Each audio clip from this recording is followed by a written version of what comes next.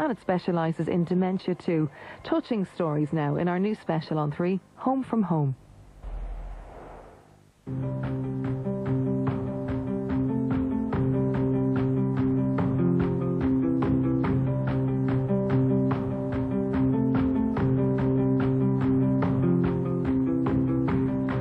Have you ever considered where you might be 20, 30 or maybe 40 years from now?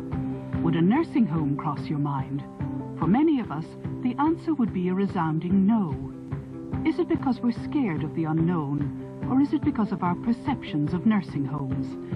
In this 2-part series, we visit 2 very different nursing homes, both of whom pride themselves on care for older people.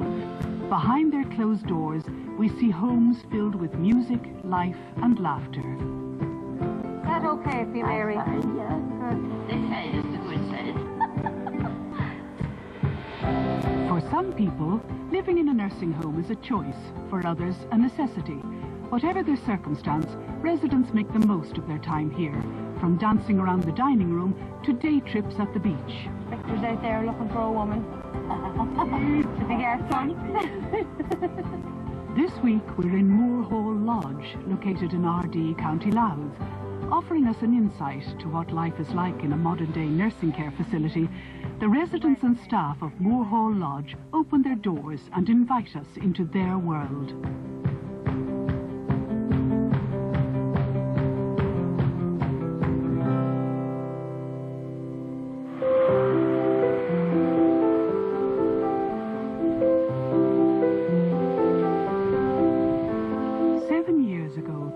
In Moor Hall Lodge decided to take a more modern approach to nursing home care. They did this through abolishing any signs of institutionalization, such as staff uniforms, drug trolleys and anything you wouldn't see in a normal house. A major change which occurred as part of this culture change was the divide of the main building into 4 separate houses and also the addition of a retirement village. We have 3 dementia-specific households which provide care for people at different stages of the dementia. Anam Cara is our one and only house that caters for people that don't have a diagnosis of a dementia, and we could have people living in that house that could maybe have suffered maybe a stroke in the past, or maybe just due to general unwellness or deterioration in the condition they were no longer able to stay at home. And we have 29 residents that live in Anam Cara at the moment. We have Pushowan household, which predominantly is really to care for people that have an early stage dementia. Then we have Satanta household, which is for people that may be a little bit more advanced. And we have Suvnas household, which would be for people again that have a more advanced dementia. Good morning. How are you? How did you sleep? Well. Good, good. We'll get you up in a few minutes for breakfast. Go back to sleep for a few minutes. It's only 7:15. I think the 4 houses works brilliantly. I really do. I've never seen it in like 4, and I know when you take people around, they've not either. You imagine, how would you create a home environment if you had 81 people living together, and 81 people with very different needs? It's important to bring people's needs into consideration as well, because you can only provide the type of environment with what you have. It's not fair having somebody who's easily agitated in a very busy house, because you're never going to settle that person. It's better to have them in a quiet environment where they'll be more at home and more comfortable. And the same with here, you want somebody who's going to be in a busy house, who's going to thrive in a busy house, who communicates in a nice environment where other people can communicate back with them. She loves the coffee first thing in the morning. The milky coffee if possible. Job done.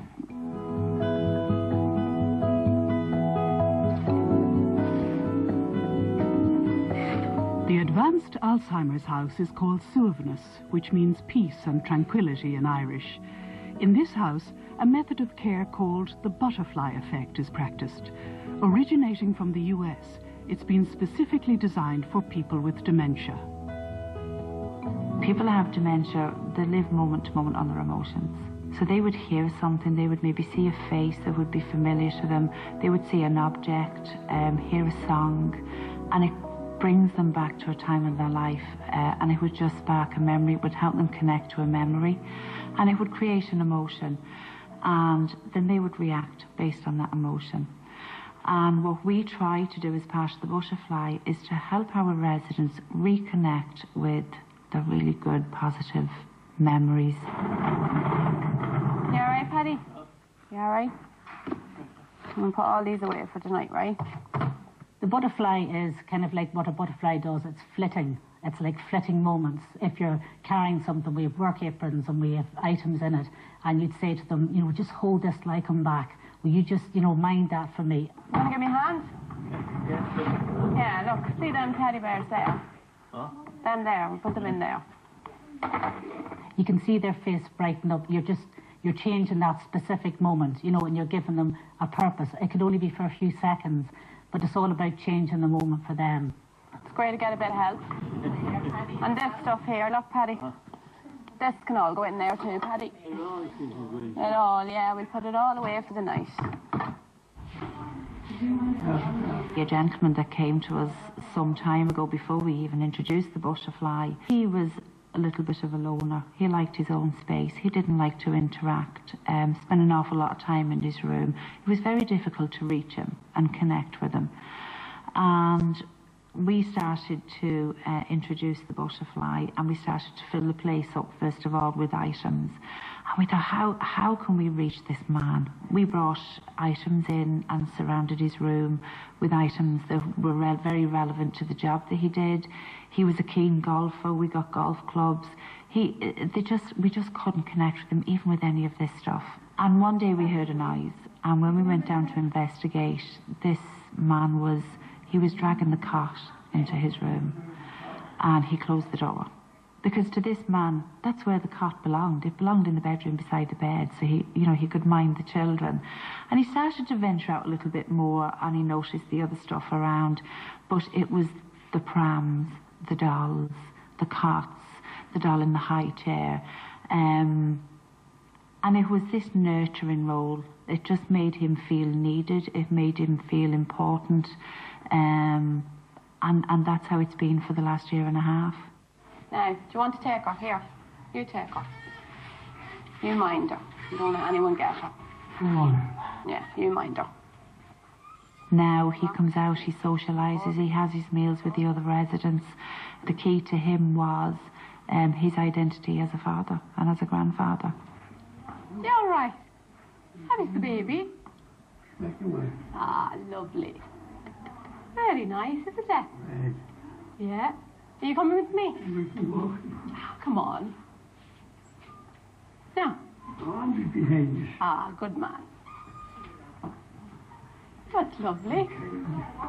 We're not talking about a huge, complicated process here. We're talking about very, very specific approaches that allow an emotional engagement, that allows us to get into that person's world rather than pulling that person into our reality.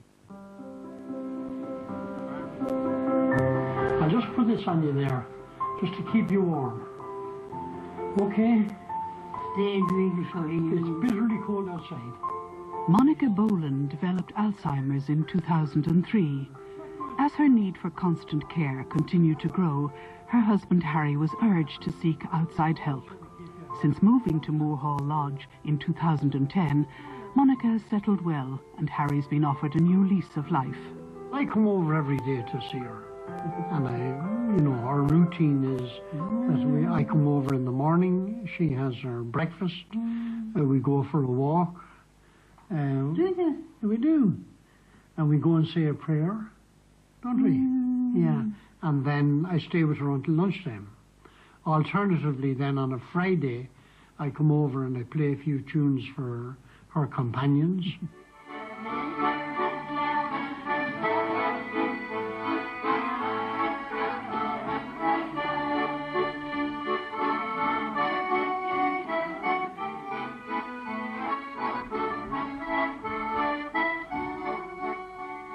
Oh, Harry's presence is just as strong as Monica's. He's great to the house. He's in with us every day. He knows all of us. He knows all the residents. He would be interacting with them, not just with Monica. He loves nothing more than to bring in the music box, and we'll have an Earl Sing song, and all our residents really enjoy it.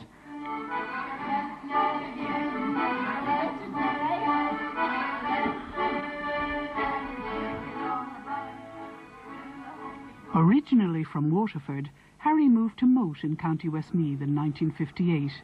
2 years later, he met Monica while on a short stay in hospital. Monica was on the nurse in Mullingar, and I met her there in the hospital in Mullingar. I was a patient, and she made an impression on me, if you like. What was she like at the time? Capable, caring, good personality, good looker,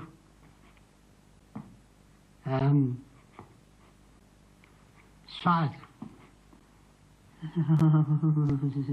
The way we ended up. In 2003, Monica was diagnosed with having Alzheimer's. I wasn't aware of the condition of Alzheimer's. I didn't know what was ahead of me. And we lived on, we attended clinics, and then her condition changed. Her Alzheimer's escalated and she was taken into the psychiatric hospital in RD. That was not a good experience. Not a good experience. And then they felt they could do no more for her, and I had to find accommodation in a nursing home. I toured all the nursing homes in County Louth, and some are reluctant to take people with Alzheimer's. One particular one interviewed me, and when I mentioned the word Alzheimer's, they said, no, we're not interested. Others made assessments and decided that they weren't prepared to take her on. Fortunately, Moore Hall were prepared to take her on, and her situation changed quite dramatically. Yeah, I think it's going to rain, Monica. Can you feel it? Can you? Okay, up the hill. Come on, Harry, push. Push, Harry. Come on. Push. Oh.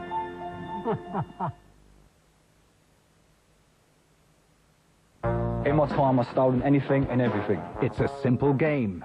I'll be turning for theft of those items, all right. Of cat. I'll nick my own mum if I catch her shoplifting. And mouse. I can slip in there, get that bathrobe and just walk out. Right, we're going to go and stop it. Best thing about shoplifting is it's free. Hey presto, a bottle of champagne for $4.99. When you just come back in, we'll have a little chat. Cat always wins. The Secrets of Shoplifters, tonight at 10 on 3. The other day, they got away with it. Hi, I'm Nicholas St. Wenceslas, CEO of Christmas Limited. We're the company who makes you pay more for your Christmas while giving you less. This is our marketing department, already working on next year. Should we really be advertising in June? You're fired. This is where we make polar bears. These more sleigh bells. Who's the old one? Year on Happy New Year, we squeeze people to their limits. And our profits grow fat and juicy. Just like Bernard here. Yes, life is good for everyone at Christmas Limited. Well, almost everyone. Nobody likes Christmas Limited, so unlimit your Christmas with Meteor's incredible range of unlimited offers and smartphones.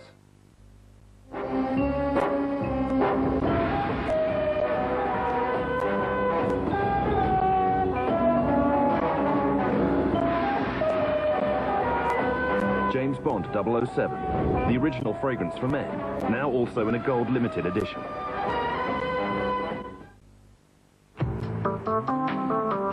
Jean. Nice shoes.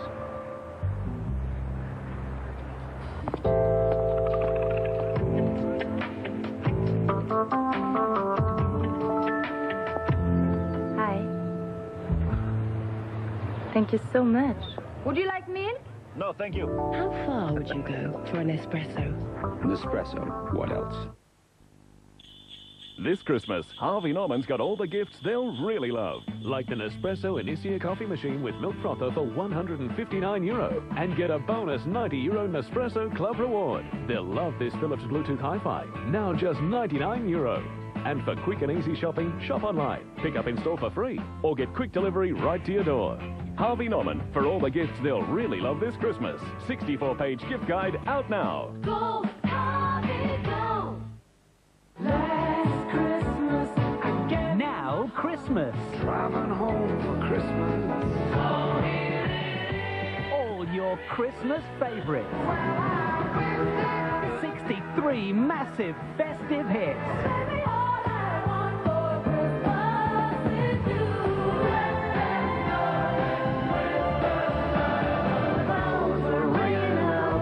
Now that's what I call Christmas. With age, we get better at lots of things. We take more risks. In a word, we improve. Vitalif 5 from L'Oréal Paris. One step, 5 actions to target wrinkles, firmness, dryness and discomfort. Skin feels smoother, firmer and looks revitalized. Vitalif 5 from L'Oréal Paris Men Expert. And now, give his skin some ding-dong this Christmas with the perfect grooming gift from L'Oréal Paris Men Expert. Christmas is all about giving, and right now Aldi have plenty to give your guests, like this specially selected luxury Irish cheese board, this beautiful Irish half horseshoe ham, and this specially selected continental meat platter, while stocks last. That's Christmas all wrapped up at Aldi.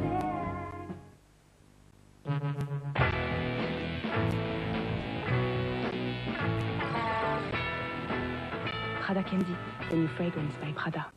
Welcome everybody to the O2 for the Cheerios Jawline Concert.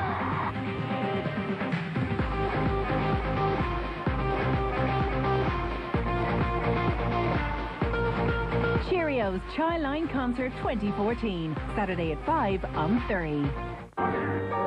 Someone's out to ruin Christmas. Jim Carrey stars in Dr. Seuss's How the Grinch Stole Christmas, Sunday at 5 on 3.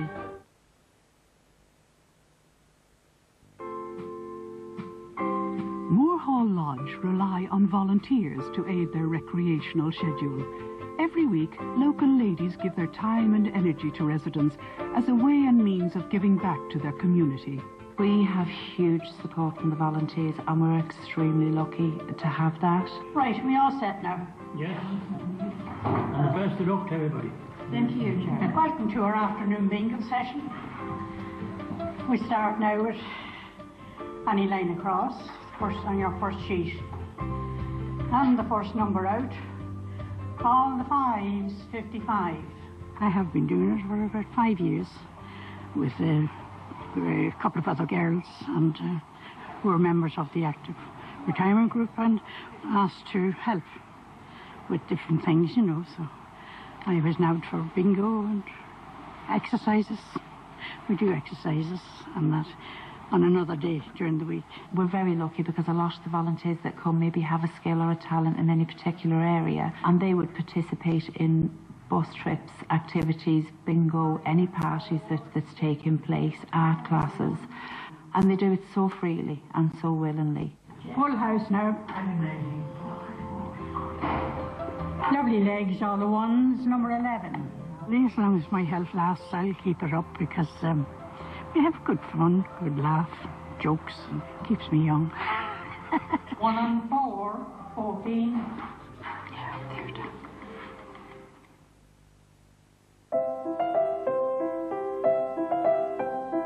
Have a kiss for me today?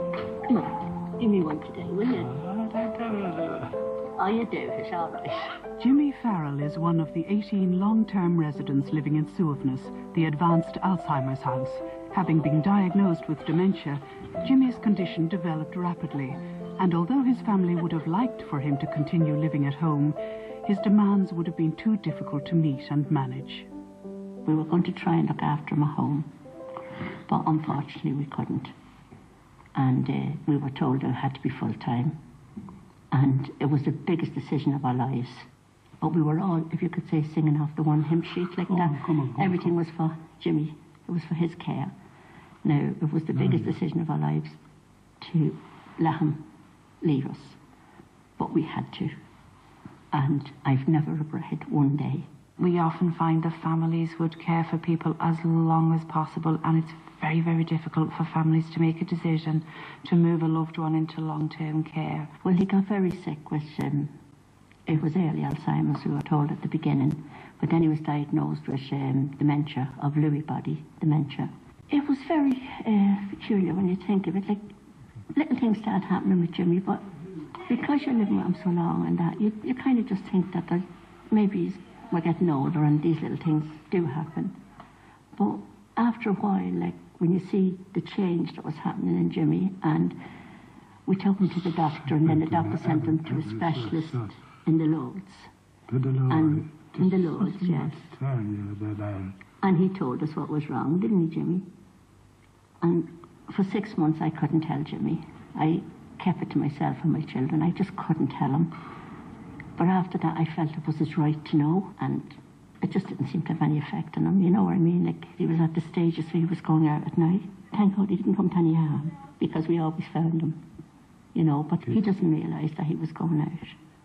You know, he didn't realise that. And then little things like he couldn't lift the spoon or he couldn't lift the fork to his mouth, you feed him. I was very sad at the beginning, very, very sad. I tell you the truth, I cry at home because I live on my own. And you do cry, and you just thank God every day that he's still with me.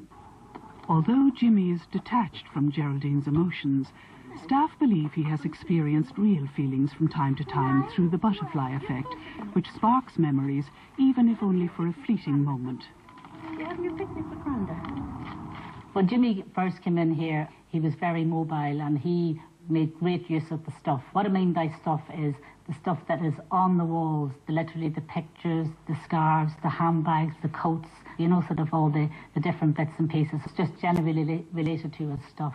He would go around and he would lift sort of like the coats, he'd put them on. He used to work in the ESB, and we have a board over there with all the hard hats and the visual jackets and things like that. And Jimmy would have put that on. So now we would still take that and give it to him, because it's a clink of recognition. That was what he did in life. He loved the hats, and every different hat he'd put on, he would be pulling faces and, sort of quite a jolly character.